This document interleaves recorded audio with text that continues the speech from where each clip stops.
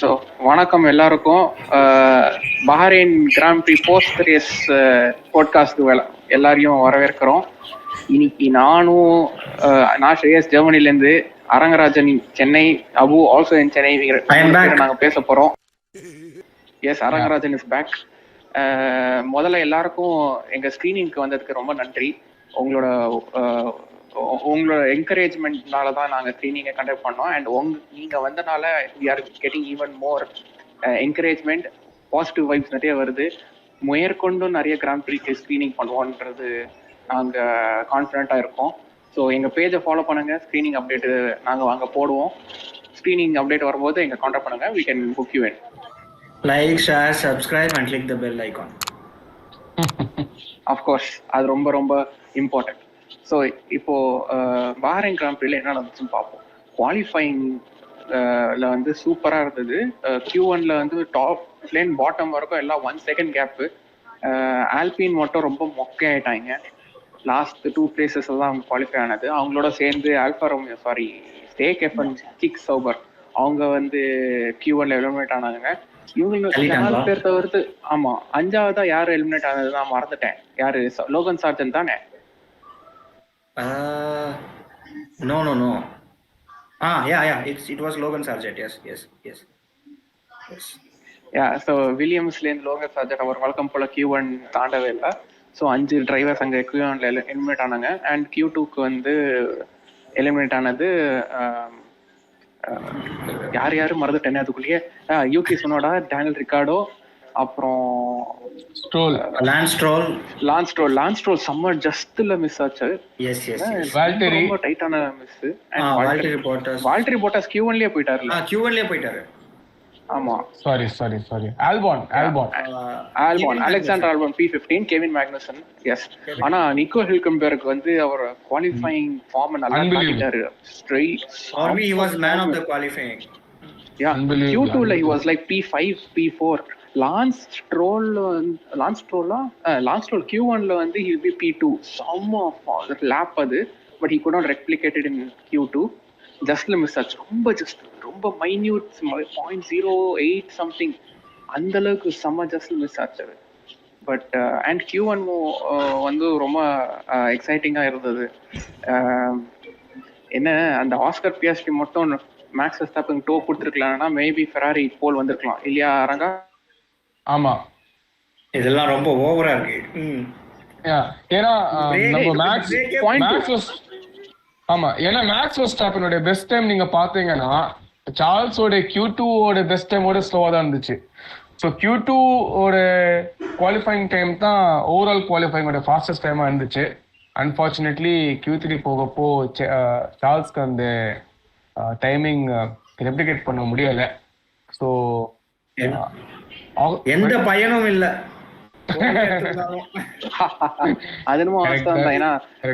அந்த எந்த பயனும் இல்லைன்னு சொன்ன உடனே அப்படியே ரேஸுக்கு போயிடுவோம். ரேஸ்ல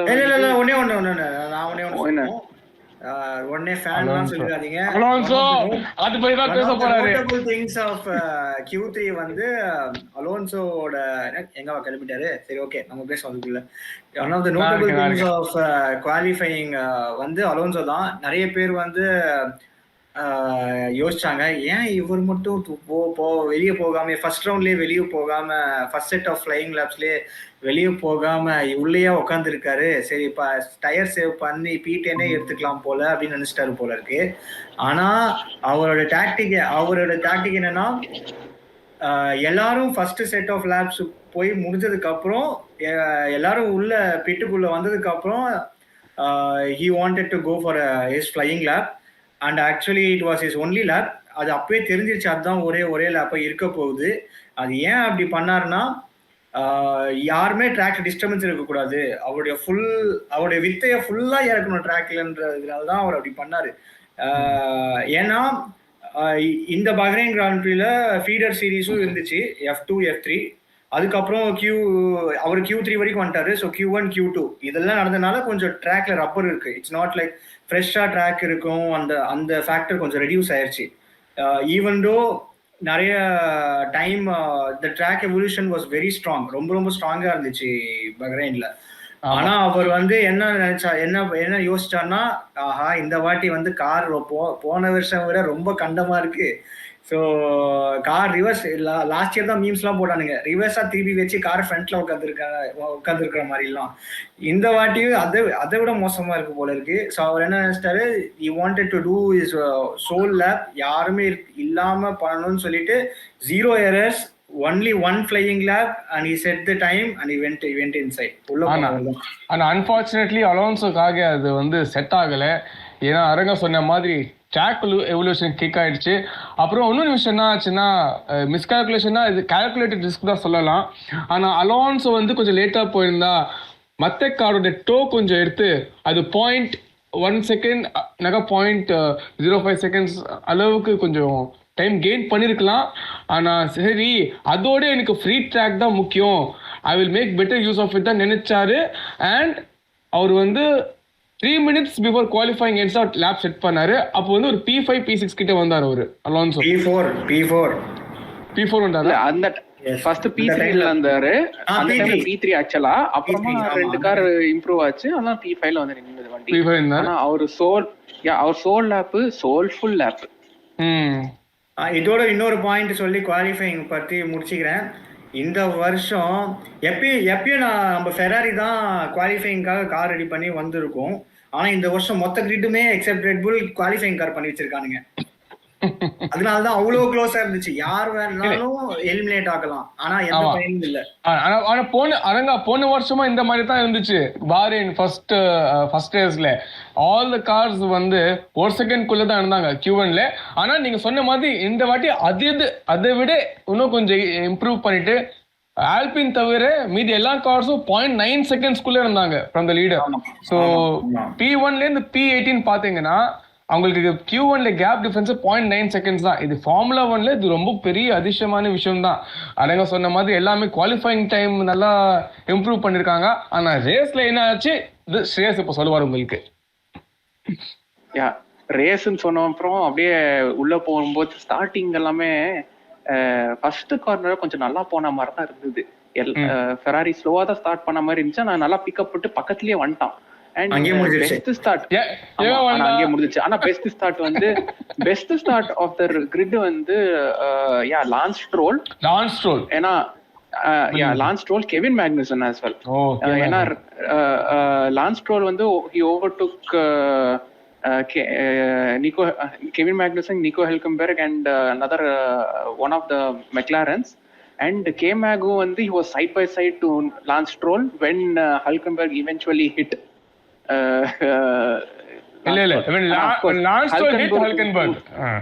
இல்ல ஆக்சுவலி ஹல்கன்பர்க் தான் விட்டது, ஒத்துக்கணும். இந்த சமயத்துல வந்து வால்டரி போட்டாஸ் ஹல்க் இடிச்சாரு. ஆனா ஹல்க் ஆல்ரெடி லான்ஸ் ஸ்ட்ரோல் இடிச்சாச்சு அந்த மொமெண்ட்ல. அதுல என்ன ஆச்சுன்னா கொஞ்சம் கன்ஃபியூசிங்கா தான் இருந்துச்சு.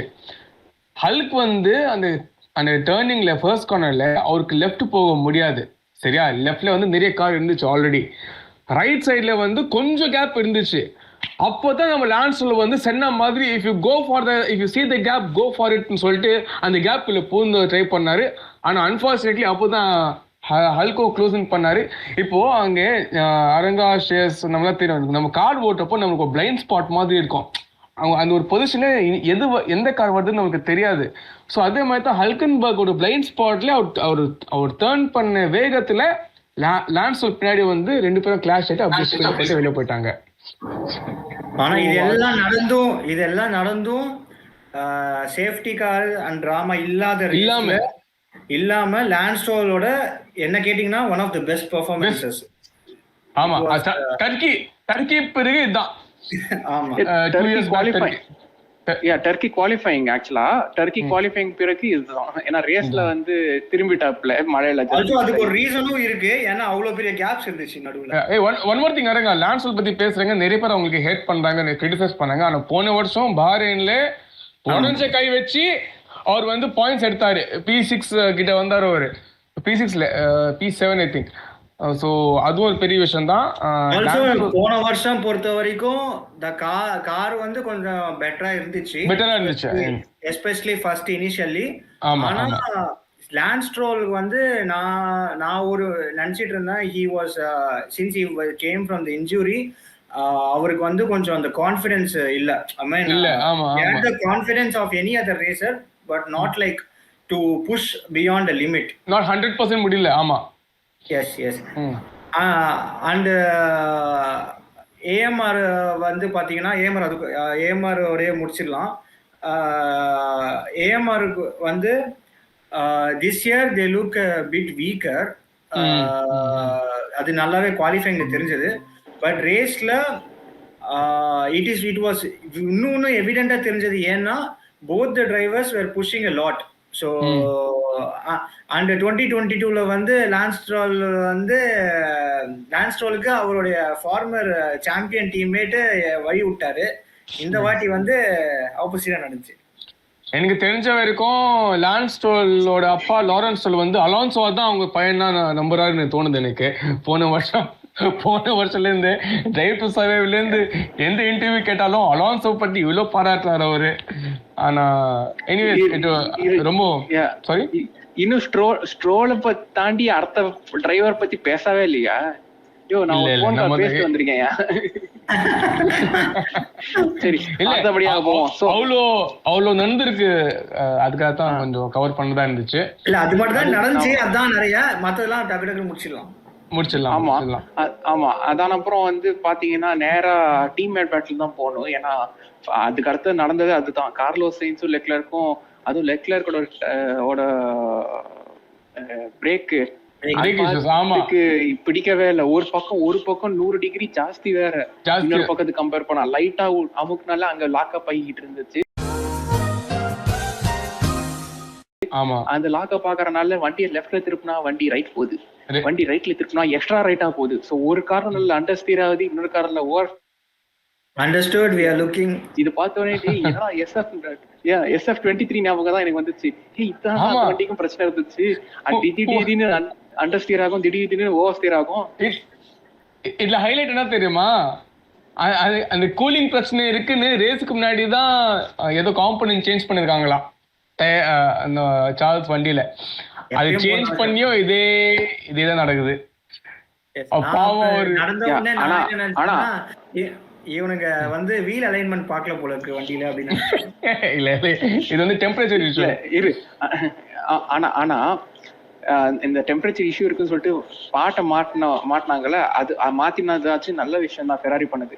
ஒரு டீம் மெர்சடஸ் FP2 வரைக்கும் அவங்க வந்து ஹீட்டிங் இஷ்யூ இருக்குன்னு சொல்லிட்டு எல்லா ஏர் ஃப்ளோ பண்ண வேண்டிய, கூலிங் பண்ண வேண்டிய வென்ஸ் எல்லாம் ஓபன் பண்ண வச்சவங்க. குவாலி ஆன அப்புறம் கூலிங் வென்ஸை க்ளோஸ் பண்ணிட்டு ரேஸ் பூரா ஐயோ சூடு பிடிக்குதே ராஜா, சூடு பிடிக்குதே, கொஞ்சம் லிஃப்ட் அண்ட் க்ளோஸ் பண்ணுங்க. அப்போ எதுக்குடா நீங்க வந்து அந்த ஏர் வென்ட்டை மூடிங்க, அதை துரத்தே வச்சிருக்கலாம் மேடம் தான் எனக்கு. ஆனா ரெண்டு கார்ஸ்க்குமே இஷ்யூ இருந்துச்சு. பட் லெக்லர்க்கோட கார் ஹையர் இஷ்யூ இருந்துச்சு. இல்ல லெக்லர்க்கு ரொம்ப இஷ்யூ இருந்துச்சு அதுல கார்லோஸோட. ஏன்னா நீங்க சொன்ன மாதிரி கார்லோஸ் வந்து அதுக்கு ஒரு காரணமும் இருக்கு. லெக்லருக்கு வந்து when he was defending from George Russell and also when he tried to defend from Carlos Sainz, he was braking very late. And Carlos Sainz, since he already had the problem of brake hitting, he was braking early. And he was earlier brake பண்ணிட்டு he was accelerating sooner to compensate it. Leclerc and since he was braking late, he had to brake harder. And when he braked harder, what happened? வண்டி திரும்பல. ஆமா, it was going right. So Leclerc வந்து he is very quick. He trusts his speed, but he seems like he's not trusting his braking instincts well or adjustment to braking. ஆனா Carlos science வந்து he knows he is a wily operator, smooth operator நிரூபிச்சிட்டாரு. So எங்க அவர் break பண்ணுமோ கரெக்டா break பண்ணிட்டு எப்படி அந்த பிரச்சனையை மேனேஜ் பண்ணுமோ அந்த அளவுக்கு கரெக்டா மேனேஜ் பண்ணி டயர் லைஃபையும் இன்க்ரீஸ் பண்ணி he is very good நல்லா வந்தார். அண்ட் ஹாமில்டன் வச்சு ரீப்ளேஸ் பண்றது வந்து ஃபெராரிக்கு ரொம்ப பெரிய லாஸ். லெக்லருக்கு வேணா ரீப்ளேஸ் பண்ணிருக்கலாம்னு தோணுது எனக்கு நம்ம நேத்து ரேஸ் பார்த்து. But let's see how the season pans out. anyways அது வந்து ஒரு லாங் டாபிக். லாஸ் பத்தி பேச வந்து நான் ஒரு விஷயம் சொல்ல விரும்புறேன். ஜார்ஜ் ரசலும் நம்ம 100% ஃபுல்லா பார்க்கல. மெர்சிடிஸ் கிட்ட இன்னும் பெர்ஃபார்மன்ஸ் இருக்குன்னு தான் தோணுது. ஏன்னா ஆல்ரெடி இந்த ரேஸ் ஃபுல்லாக அவங்க மேனேஜ் பண்ணி தான் ஓட்டினாங்க வண்டி, எங்கே ஓடிட் ஆகுதுன்னு சொல்லிட்டு தான். ஸோ இன்னும் 2-3 ரேஸ் பிறகு தான் நமக்கு தெரியும் மெர்சிடிஸ் பொட்டென்ஷியல் என்னன்னு. இப்போதான் Ferrari is better then Mercedes நம்ம வந்து சொல்ல முடியாது. ஏன்னா எந்த காரும் ஆப்டிமம் பர்ஃபார்மன்ஸ்ல இப்போதைக்கு பண்ண முடியல. ஸோ இன்னும் 2-3 ரேஸ் பிறகு தான் ரெட் புல் அது வந்து தனி கேட்டகரி, ஃபெராரி மெர்சிடிஸ் காருமே ஆப்டிமம் இல்லையா? எந்த காரும் இல்லை, but especially Ferrari Mercedes and McLaren வந்து சுத்தமா ஆப்டிமம்ல இல்லைன்னு தோணுது. I agree with Yeah. I agree with Abu. ஆனா எந்த காருமே ஆப்டிமம் இல்லைன்னு சொல்ல முடியாது. Red Bull or beyond some league and in fact இந்த ரேஸ்ல தான் ஹையஸ்ட் டிஃபரன்ஸோட டிரைவர் ஹிஸ்டரியிலே ஃபினிஷ் பண்ணது. அதுக்கு கூட ரீசன் இருக்காங்க. அது வந்து மேக்ஸ் வெர்ஸ்டாப்பன் ரீசன் ஒன்னு இருக்கு, மோர் தென் பெரஸ் ரீசன். ஏன்னா qualifying Perez as always he was behind 2 Ferraris and a Mercedes, so he was not in an ideal location. He had a decent enough start, but வேற எந்த காரும் கிட்ட had a better one. எந்த காரும் கிட்ட இல்ல. ஆனா பெரஸ் கிட்ட இருக்கிறது வந்து கார்லோஸ் சைன்ஸ், பெரஸ் கிட்ட இருந்தது கார்லோஸ் சைன்ஸ். இன்னொரு விஷயம் எனக்கு பிரேக் இஷ்யூஸ் இல்லனா அவனுக்கு கிட்ட இருந்திருப்பான். அண்ட் ரசலும் வந்து அவனோட ஓவர் ஹீட்டிங் இஷ்யூஸ் இல்லனாலும் he would have kept pace with the packன்றதா அபு சொல்ல வரார். சொல்லுங்க அபு. இன்னொரு விஷயம் என்ன சொல்ல வரேன்னா, எனக்கு இந்த அப்சர்வேஷன் கரெக்டா எனக்கு தெரியல, நீங்க சொல்லுங்க. எனக்கு இந்த வாட்டி எந்த டிரைவரும் அதிகமா ரிஸ்க் எடுத்த மாதிரி எனக்கு தோணல. இப்படிதான் எவனும் அந்த ரிஸ்கி கொஞ்சம் எல்லாமே சேஃபா ஃபர்ஸ்ட் ரேஸ் புரியுது. ஃபர்ஸ்ட் ரேஸ் இருந்தும் அவங்க வந்து எவனுமே கொஞ்சம் ஒரு 110% கொஞ்சம் எக்ஸ்ட்ரா எஃபர்ட் போட்டு எக்ஸ்ட்ரா ரிஸ்க் எடுக்க எவனுமே விரும்பல. இது ஒரு கால்குலேட்டடா பண்ணாங்களா, எனக்கு அவங்க கார் மேல கான்ஃபிடன்ஸ் வரலையா என்னன்னு தெரியல எனக்கு. What do you feel about this observation? I feel I partially agree. கொஞ்சம் பேர் அப்படி இருந்தாங்க, அஃப்கோர்ஸ் ஐ அக்ரி. ஆனா ஒரு சில teams and drivers have put extra efforts. நம்ம முன்னாடியே ப்ரீஃப் பண்ண மாதிரி ஏஎம்ஆர் போத் டிரைவர்ஸ் அவங்க நல்லாவே எஃபர்ட் போட்டிருக்காங்க. அண்ட் இன்னொரு சர்ப்ரைஸ் இருந்துச்சு கிரிட்ல, the very good improvement on Kick Sauber team 100% போட்டிருக்காங்கன்னு தோணுது, எஸ்பெஷலி குவான்யூஸு. ஆமா. அதுக்கப்புறம் கெவின் மேக்னிசன் லிட்டில் பிட். நீங்க சொல்ற மாதிரி சில்லா இருந்த யாருன்னா Red Bull we never know. Perez எனக்கு தெரிஞ்சு சில் தான் பண்ணிட்டு இருக்காரு. ஓகே, அது ஒன்று. இன்னொன்று மெக்லாரன் கைஸ் இருக்கலாம், பட் சரி நீங்க முடிங்க, இதுக்கப்புறம் மெக்லாரன் பேசலாம். எதுக்கு சொல்றேன்னா, நிறைய பேர் வந்து அவங்க டிஆர்எஸ் ஜோன் அவ்வளோ அக்ரெசிவா யூஸ் பண்ணல மாதிரி தோணுச்சு. இப்போ யூகி சுனோடா, டேனியல் ரிக்கியாடோ இந்த மாதிரி டிரைவர்ஸ் நீங்க பாத்தீங்கன்னா, ஈவன் அலெக்சாண்டர் ஆல்போன் அவரும் பாத்தீங்கன்னா ஏதோ அவங்க இருக்கிற பொசிஷனுக்கு அவங்க ரிஸ்க் எடுத்திருக்கலாம். அந்த ஒரு பாயிண்ட்க்கு அவங்க ரிஸ்க் எடுத்துக்கலாம். 11, 12, 13, 14 இருக்கிறவங்க அந்த பொசிஷன்ல இருந்தும் அவங்க எதுக்கு ரிஸ்க் எடுக்கலன்னு தான் எனக்கு புரியல. அது டிஆர்எஸ் வந்து 1 செகண்ட்குள்ள இருந்தாதான் ஒர்க் ஆகும் தெரியும்ல. தெரியும்பா, எத்தனை லேப் பின்னாடி இருந்தாரு மேக்னசன் பின்னாடி. Yuki was there for stuck for 4-5 laps. சரி, அது பிறகுதான் ஓகே உனக்கு ஓவர்டேக் பண்ண முடியல சொல்லிட்டு. that is probably because of tires and brake temperature இருக்கலாம். ஃபெராரிக்கு காட்டுச்சு, வில்லியம்ஸ்க்கு காட்டுச்சு, மெர்சிடிஸ் காட்டுச்சு. ஃபெராரிக்கு ஆப்வியஸ்லி அவங்களுக்கு இஷ்யூ இருந்துச்சு. ஆனா apart from that on the race wise இஷ்யூவும் ஃபெராரி இருந்துச்சு. பட் ஆனா ஃபெராரி தவிர 2 டீம்ஸுக்கும் பிரேக்கிங் இஷ்யூ இருந்துச்சு பிகாஸ் ஆஃப் ஹீட்டிங். அது வில்லியம்ஸ்க்கும் இருந்துச்சு, மெர்சிடிஸ்க்கும் இருந்துச்சு. சர்ப்ரைசிங்லி எவனுமே ரிட்டையர் ஆகல, அதான் ஆச்சரியமா இருந்துச்சு. அலோன்சோ லூயிஸே ரிட்டையர் ஆகல. ஓகே. அண்ட் அதோட நம்ம லூயிஸ் ஹாமில்டன் பத்தி நிறைய பேர் கேட்கறாங்க, என்ன ஆயிடுச்சு லூயிஸ்க்கு, உயிர் மெர்சிடிஸ்க்கு உடல் ஃபெராரிக்குன்னு சொல்லிட்டு நிறைய பேர் கமெண்ட்ஸ்லாம் பண்ணாங்க. அதை பத்தி உங்க கருத்து என்ன? ரெட் ஷர்ட் வேற போட்டிருக்கீங்க இன்னைக்கு நீங்க. ஐயோ, எனக்கு தெரிஞ்சு அதெல்லாம் ஃபுல் ஆஃப் தியரிஸ். நான் ஒன்னே ஒன்று தான் சொல்ல விரும்புவேன். லாஸ்ட் ஃபியூ இயர்ஸாகவே மெர்சிடிஸ் வந்து டைட் ஃபைட்டில் தான் இருக்காங்க. இன்ஃபேக்ட் 2023 சாம்பியன்ஷிப்லேயே ஃபெராரியோட மிஸ்டேக்னால தான் லாஸ்ட் ரேஸில் Mercedes got P2 in constructors. So and P2 and P3க்கு கன்ஸ்ட்ரக்டர்ஸ் மணி வந்து ரொம்ப வித்தியாசம் இருக்குது. And that is about mileage and all. So அந்த மாதிரி கான்ஸ்பிரசி தயவு செஞ்சு பண்ணாதீங்க. ஏன்னா லூயிஸ் ஃபெராரி மெர்சிடிஸ் விட்டு போறாரு, அதனால அவங்களுக்கு வந்து கம்மியாக இதெல்லாம் கொடுப்பாங்க. அதெல்லாம் எனக்கு தெரிஞ்சு if you are in red புல் ஏதாவது டாமினேட் பண்றீங்கன்னா ஓகே, அது சான்சஸ் இருக்கலாம். பட் ஆனால் Mercedes when they are fighting with the Ferrari and possibly McLaren, அந்த மாதிரி சுச்சுவேஷன்ல அவங்க இதெல்லாம் பண்ண மாட்டாங்க. அண்ட் மெர்சிடிஸ்க்கு ஒரு பாசிட்டிவ் என்னன்னா, மெக்லாரனோட நெகட்டிவ் இந்த வருஷமோட எஸ்பெஷலி இந்த ஒன் ரேஸ் தான் நடந்திருக்கு. ஆனால் அந்த ஒன் ரேஸ்ல எனக்கே பர்சனலி வெரி டிசப்பாயிண்டிங் வந்து மெக்லாரன் தான் இந்த ரேஸ்ல. ஏன்னா மெக்லாரன் வந்து அவ்வளோ ஆப்டிமிஸ்டிக்காக காட்டினாங்க லாஸ்ட் செகண்ட் ஹாஃப்ல லாஸ்ட் இயர்ல. அவ்வளோ இம்ப்ரூவ்மெண்ட் இருந்துச்சு. ஈவன் சொல்லிட்டு இருந்தாங்க they can challenge red pull on a race. ஆனால் அது எதுவுமே நடக்கல. அவங்க கிட்ட கூட இல்லை. அவங்க வந்து மெர்சிடிஸ் அண்ட் ஃபெராரி கிட்டே இது பண்றாங்க. So something has gone down somewhere. அதுதான் பெரிய டிசப்பாயிண்டிங். ஸோ இந்த மாதிரி இருக்கும்போது கம்மிங் பேக் டு மெர்சிடிஸ், அந்த மாதிரி லூயிஸ் அவங்க தப்பு பண்ண மாட்டாங்க. பட் அபு சொல்ற மாதிரி maybe Lewis wanted to learn about this car more in the race, அதுவும் இருக்கலாம். இன்னும் ஒரு 2-3 ரேஸ் போனாதான் தெரியும் அது என்ன இஷ்யூ அப்படின்னு. மெக்லாரன் பற்றி இன்னும் கொஞ்சம் சில வார்த்தை சொல்லணும்னா, போன வருஷமோட கம்பேர் பண்ணி பார்த்தா மெக்லாரனோட இம்ப்ரூவ்மெண்ட் நல்லா தான் இருக்கு. ஆனா மெக்லாரன் கராஜ்லேருந்து என்ன சப்தம் வருதுன்னா, நம்மளுக்கு கொஞ்சம் டைம் கொடுங்க, இன்னும் கொஞ்சம் ஃபைன் டியூனிங் பண்றதா இருக்கு, அது பிறகு நம்மளை ஜட்ஜ் பண்ணுங்க மாதிரி குரல் வருது இப்போ மெர்சிடிஸ் பேடாக்ல இருந்து, மெக்லாரன் பேடாக்ல இருந்து. ஸோ அதை பத்தி உங்களுக்கு கருத்து என்ன? தேர் ஆஸ்கிங் ஒரு 4-5 ரேசஸ் பிறகு நீங்க பாருங்க, இவ்வளவு சீக்கிரம் நம்மளுக்கு ஜட்ஜ் பண்ணாதீங்க. ஏன்னா அந்த பேடாக்ல எல்லாமே காமா தான் இருக்காங்க, எவனுக்குமே கவலை இல்லை. அவங்களுக்கு ஏதோ ஒரு ப்ரோசஸ் நடக்குது, அதை நம்ம அச்சீவ் பண்ணதுக்கு கொஞ்சம் டைம் ஆகும் சொல்லிட்டு ஒரு கான்ஃபிடன்ஸ் தான் இருக்காங்கன்னு சொல்றாங்க. அதை பத்தி நீங்க என்ன சொல்ல விரும்புறீங்க? டைம் ஆகும் சொல்லிட்டு போயிட்டே இருந்தா சாம்பியன்ஷிப்பும் பாயிண்ட்ஸும் அவங்க பெரிய டிஃபரன்ஸ்ல போயிட்டே இருப்பாங்க. So it is not a right thing to do. என்ன கேட்டீங்கன்னா, if you ask me, it is what it is. Okay, so McLaren are clearly struggling. Also எனக்கு இன்னொரு பாயிண்ட் தோணுது, why Lewis also was struggling.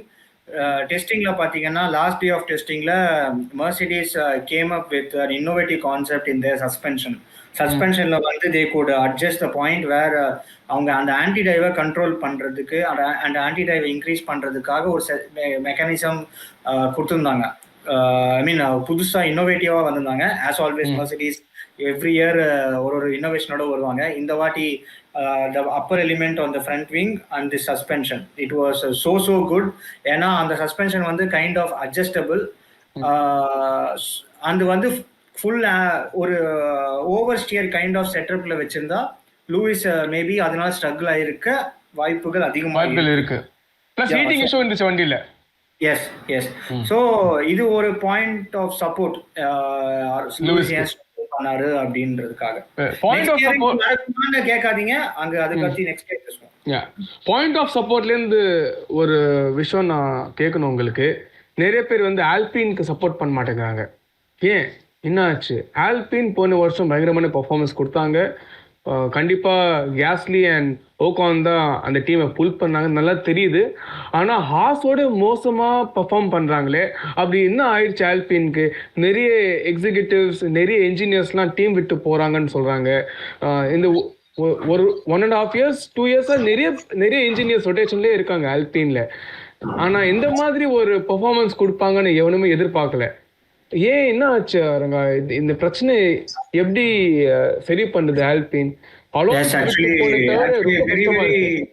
Very good topic Abu. So நம்ம பேசின மாதிரி என்னன்னா, the whole grid is stacked up in qualifying especially. So ரொம்ப கம்மியான difference தான் இருக்கு. நீங்க ஆல்பினோட டைம் பார்த்தாலுமே ரொம்ப கம்மியான டிஃப்ரென்ஸ் தான். With respect to last year times எல்லாருமே இம்ப்ரூவ் பண்ணியிருக்காங்க, including Alpine. But the thing is, மற்ற டீம்ஸ் எல்லாருமே ஒரு step or 2 step minimum ahead of Alpine. So நல்லாவே இம்ப்ரூவ் பண்ணியிருக்காங்க. அண்ட் ஆல்பைன்ல நீங்க சொன்ன மாதிரி நம்ம இத்தனை வருஷமா என்ன ஃபெராரில மெயினா ப்ளேம் பண்ணிட்டு இருந்தோம், மேனேஜ்மெண்ட் சேஞ்ச் பண்ணாதீங்கடா, ஏன்னா மேனேஜ்மெண்ட்ல ஸ்டேபிளா இருந்தாதான் அப்புறம் கார் இதுவா இருக்கும் ஆமா அப்படின்னு சொல்லிட்டே இருந்தோம் இல்லையா. அது இன்னொரு டீம்லயும் இப்போ ஸ்டார்ட் ஆயிருச்சு. ஆல்பைன்ல வந்து ஹெவிலி எல்லாரையும் ஃபயர் பண்ணதுனால திஸ் ஆர்கனைசேஷனலி எல்லா கம்பெனிலும் நடக்கும், எதுல வேணா நடக்கலாம். ஸோ அதனால நிறைய திங்ஸ் இதா இருக்கு. லாஸ்ட் இயர் என்னன்னா ஆர்கனைசேஷன் நல்லா இல்லைனா கூட அந்த கார் வந்து அதுக்கு முன்னாடியே டெவலப் ஆன car, especially when Marcin Budkowski was there and Davide Brivio இவங்கெல்லாம் இருக்கும்போதே அந்த கார் டெவலப் ஆன கார். அதனால இன் சீசன்ல நல்லா போச்சு. பிகாஸ் இன் சீசன்ல especially on track more importance is for track side people and mechanics and engineers. So அது இருக்கும்போது அவங்க கரெக்டாக வேலை செஞ்சாலே போதும், ஆர்கனைசேஷன்லேருந்து ஓரளவுக்கு சப்போர்ட் இருந்தால் போதும். ஆனால் என்னன்னா அந்த ஆர்கனைசேஷன் சப்போர்ட் அப்போவே லூஸ் ஆயிடுச்சுன்னா that means that next few இயர்ஸ்ல அது அஃபெக்ட் ஆக சான்சஸ் நிறையவே இருக்கு. நம்ம ஸ்போர்ட்ல நிறையவே நடந்திருக்கு. ஓகே, ஸோ இந்த ஆர்கனைசேஷனல் ஸ்டெபிலிட்டி வந்தா ஆல்பினோட பர்ஃபார்மன்ஸ்ல இம்ப்ரூவ்மெண்ட் நம்ம தெரியும். டிரைவர்ஸ் எவ்வளோ நல்லா இருந்தாலும் உங்க டீம், உங்க ஆர்கனைசேஷன், உங்க மேனேஜ்மெண்ட் சரியில்லைன்னா ட்ராக்ல பர்ஃபார்மன்ஸ் கிடையாது, கஷ்டம். அதான் நீங்க சொல்றீங்க, கரெக்டா? Yes yes yes exactly. On that note நம்ம வில்லியம்ஸ் பத்தி ஏதாச்சும் பேச விரும்பலைங்க? ஏதோ ஆல்பானுக்கு ஸ்டியரிங் ஏதோ சரி படல, அது screen the LED screen on the steering wheel as compared to அதை பத்தி எக்ஸாக்ட்லி என்னன்னு தெரியல. பட் ஆனால் very very interesting point note என்னன்னா, நான் F1 பார்க்கறதுல ஆரம்பிச்சதுலேருந்தே வில்லியம்ஸோட டிஸ்பிளே இப்போதான் டிஸ்பிளே இருக்கு. லாஸ்ட் ஹைபிரிட் டிஸ்பிளே இருக்கு. அதுக்கு முன்னாடி LED லைட்ஸ் மட்டும்தான் with rev limiter and certain other lights மட்டும் இருக்கும். அது எல்லாமே எப்படி இருக்கும்னா டேஷ்போர்ட்லயே அட்டாச் ஆகிருக்கும். ரெவலிமீட்டர் மட்டும் இருந்த எல்இடிஸும் டேஷ்போர்ட் தான் இருந்துச்சு. அதுக்கப்புறம் டிஸ்பிளே வந்ததுக்கு அப்புறமும் டேஷ்போர்டு தான் வச்சிருந்தாங்க. அண்ட் வில்லியம்ஸ் தான் ஒரே ஒரு டீம் அப்படி வச்சிருந்தாங்க. ஏன்னா அவங்க வந்து எப்படின்னா, இப்போ எனி ப்ராடக்ட், எந்த ப்ராடக்ட்லயுமே ஒரு பாசிட்டிவ் இருக்கும், ஒரு நெகட்டிவ் இருக்கும்.